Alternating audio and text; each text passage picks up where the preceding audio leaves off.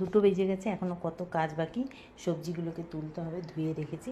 আর এখানে কিছু বাজার এসছে, এগুলোকেও তুলবো। আর আজকে লাঞ্চে কী কী মেনু হয়েছে চলো তোমাদেরকে দেখাই।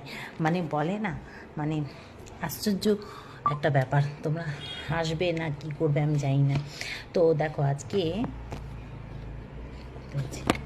দেখো রুটি পরোটা তো হয়েছে বৃহস্পতিবার, আমি যেহেতু খাই না ভাত, কিন্তু এগুলো নুন ছাড়া, জানো তো। আমি যেরকম বৃহস্পতিবার ভাত খাই না, তেমন আমার বাবা বৃহস্পতিবার নুন ছাড়া সব কিছু খায়। নুন ছাড়া খেয়ে উনি অনেক উপকার পেয়েছেন ব্যথা বেদনা থেকে, সেই জন্য বৃহস্পতিবার নুন খায় না। আর এতে ঘুগনি আছে, এটা কিন্তু নুন দেওয়া, এটা আমরা খাবো।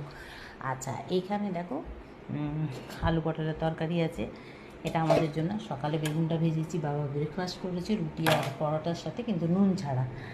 ভেন্ডি সিদ্ধ, এই ভাত দুজনের। কার কার? আমার, মানে আমার কর্তামশাই আর আমার বড় ছেলে। আমি তো ভাত খাই না। আচ্ছা এখানে আছে দেখো খিচুড়ি, কোনো রকম তেল মশলা ছাড়া, ঘি ছাড়া, সিদ্ধ। মানে এটা বাবা খাবে নুন ছাড়া। আর এখান থেকেই সিদ্ধ মাকে তুলে আবার নুন দিয়ে ফুটিয়ে দিয়েছে। মাপ তো একদম বারণ সব কিছু খাওয়া, সেই জন্য মাকে তুলে দিচ্ছে। আর এটা বাবা নুন ছাড়া খাবে।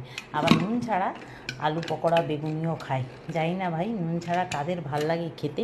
তোমাদের কেমন লাগলো অবশ্য কমেন্ট করবে। তো চলো টাটা।